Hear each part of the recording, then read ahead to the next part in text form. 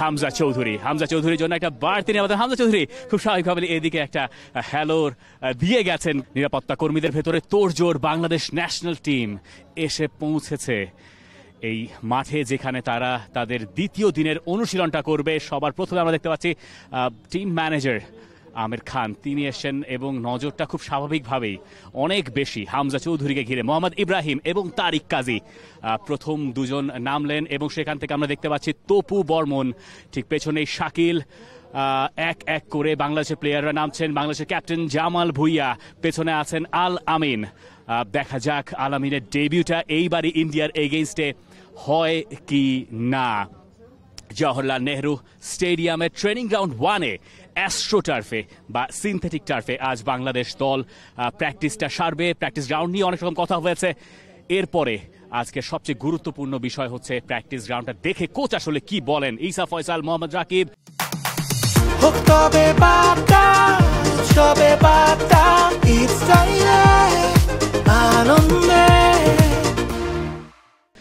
Assistant coach David, সবাই এক এক করে নামছেন। বল চলে আসছে, ঠিক পেছনেই আমরা দেখতে পাবো যে বলের বহর, খুব বেশি নিরাপত্তা, কড়া নিরাপত্তা। এবং আমরা দেখতে পাচ্ছি এই মুহূর্তে হাভিয়ার কাবরা বাংলাদেশ দলের কোচ এবং গোলকিপিং কোচ নুরুজ্জামান নয়ন সবাই আছেন পেছনেই। হাসান আল মামুন এবং টিম অ্যানালিস্ট মেহেদি, তিনি আছেন।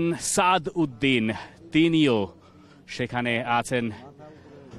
ফিজিও এবং টিম ডক্টর দুজনকেই দেখতে পাচ্ছি আমরা। রহমত মিয়া, ঠিক পেছনেই গোলকিপার মিতুল মার্মা, হোসেন সুজন, তারা আছেন। এবার হামজা চৌধুরীর জন্য একটা বাড়তি নিরাপত্তা। হামজা চৌধুরী খুব স্বাভাবিকভাবে এদিকে একটা হ্যালোর দিয়ে গেছেন, কারণ এই পাশটাতেই সব গণমাধ্যম কর্মী এবং সবাই মিলে আকর্ষণটা ওদিকেই রাখছেন, যেটা দেখার জন্য অধীর আগ্রহে আসলে সবাই কম বেশি অপেক্ষা করছিল। আলো আধারিতে আপনি দেখতে পাচ্ছেন হামজা চৌধুরীকে। তার কারণ হচ্ছে বাংলাদেশ প্র্যাকটিস করতে মাঠে নেমে গেছে ইন্ডিয়াতে। এটি বাংলাদেশের দ্বিতীয় দিনের প্র্যাকটিস সেশন। আজকে মাঠটা পরিবর্তন হয়েছে। আলো আধারির কারণ হচ্ছে এই স্টেডিয়ামে এখনো পর্যন্ত আমরা সবগুলো ফ্লাড লাইট জ্বলতে দেখিনি।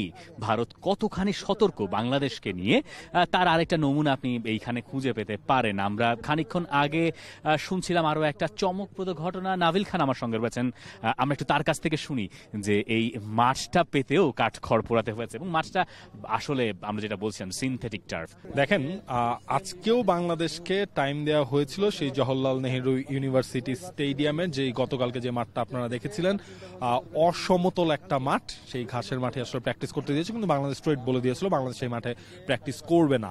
এরপর অবশেষে বাংলাদেশ নিজেদের টাকায় এই যে আপনারা এখন যে মাঠটা দেখছেন সেই মাঠে আসলে প্র্যাকটিস করার জন্য তারা সবকিছু ব্যবস্থা করেছে এবং এভাবে কিন্তু হচ্ছে।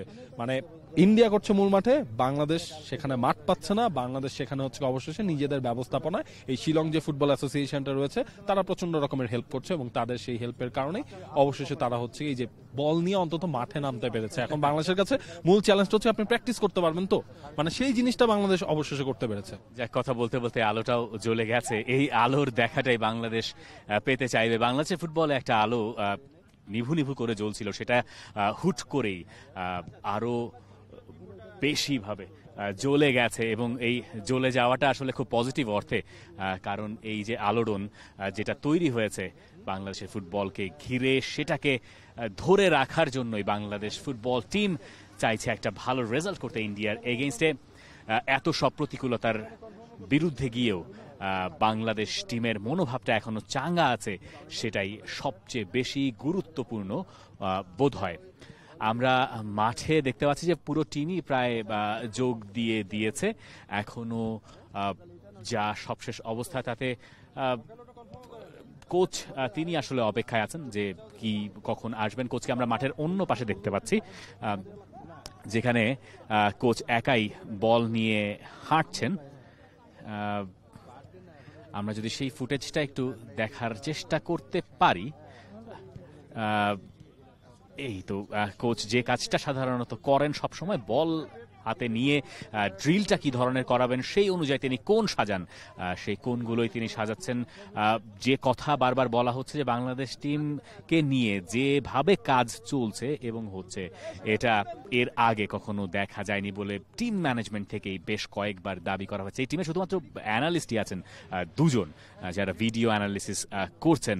আমরা খানিকক্ষণ আগে মেহেদিকে দেখতে পেয়েছি, আমরা ওই পাশেও বোধহয় দেখতে পাবো আরও একজন অ্যানালিস্ট আব্দুল্লাহ নাসিফ, তিনিও আছেন। ভিডিও সেশনের কাজও চলছে।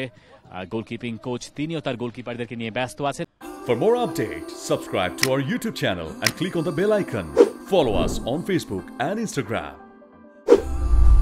Download T-Sports app to enjoy exciting games and highlights.